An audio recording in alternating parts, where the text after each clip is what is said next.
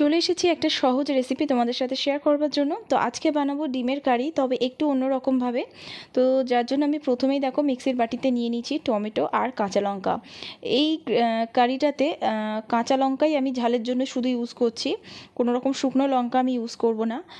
তো যে যেরকম ঝাল পছন্দ করে সেই হিসেবে এখানে কাঁচা লঙ্কা অ্যাড করা যেতেই পারে। তো ওখানে পেস্ট হয়ে গেছে। আর এদিকে দেখো একটু তেল গরম করে তার মধ্যে গোটা সর্ষে, গোটা জিরে, দারচিনি আর কারি পাতা আমি ফোড়নে দিয়েছি। কারি পাতার ফ্লেভার যদি কারোর পছন্দ না হয় মানে সেটা স্কিপ করা যেতেই পারে।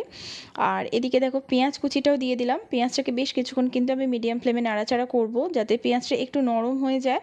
তো পেঁয়াজটাকে একটু সাইডে করে মিডিলে দিয়ে দিয়েছি আদা রসুনের পেস্ট। তো সেটাকেও কিন্তু আমি 1 থেকে 2 মিনিট এইভাবে মিডিয়াম ফ্লেমে নাড়াচাড়া করব যাতে কাঁচা গন্ধটা আদা রসুনের যেটা থাকে সেটা চলে যায়।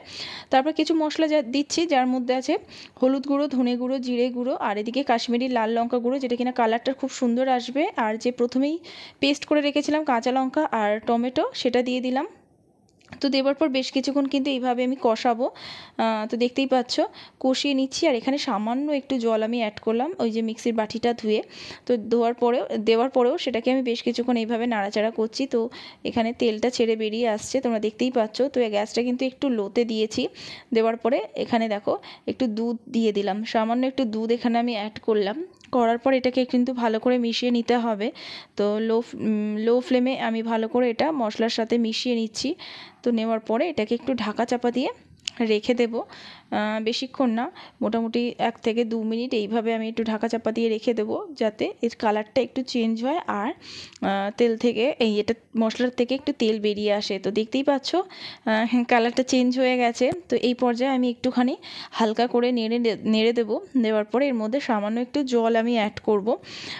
যেহেতু এটা রাতের বেলা রুটি, লুচি, পরোটার সাথে খেতে বেশি ভালো লাগে গ্রেভিটা, তো বেশি জল অ্যাড না করলেও চলবে, সামান্য একটু আমি জল অ্যাড করলাম। করার পর এটাকেও একটুখানি ভালো করে মিশিয়ে নিচ্ছি। আর এখানে অবশ্যই একটু নুনটাকে অ্যাডজাস্ট করে নিতে হবে। আর সাথে দিয়ে দিচ্ছি একটু গোলমরিচ গুঁড়ো। তো সেটা দেওয়ার পরেও কিন্তু ভালো করে মিশিয়ে নিচ্ছি। নেওয়ার পরে এবারে এটার মধ্যে আমি দিয়ে দেব ডিম। তবে এখানে ডিমটা আমি স্লাইস করে নিয়েছি, মানে সেদ্ধ করে নেবার পর সেটাকে পাতলা পাতলা করে স্লাইস করে নিয়েছি। নেওয়ার পর দেখো সব কটা ডিমের টুকরো এইভাবে আমি দিয়ে দিচ্ছি।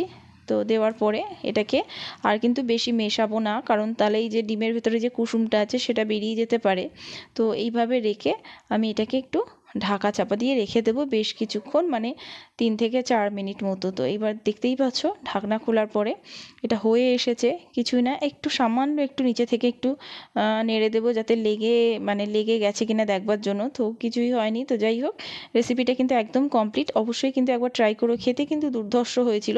আর এটা কিন্তু আমি গ্যাসটা বন্ধ করে দিয়েছি, কিন্তু যেহেতু আমি মাটির হাঁড়িতে বানাচ্ছি গ্যাসটা বন্ধ করে দেওয়ার পরও কিন্তু এইভাবে ফুটতে থাকে, যেহেতু তাপটা থাকে। তো যাই হোক, ভিডিওটা ভালো লাগলে লাইক করে পাশে থেকো। আবারও দেখা হবে নতুন রেসিপির সাথে।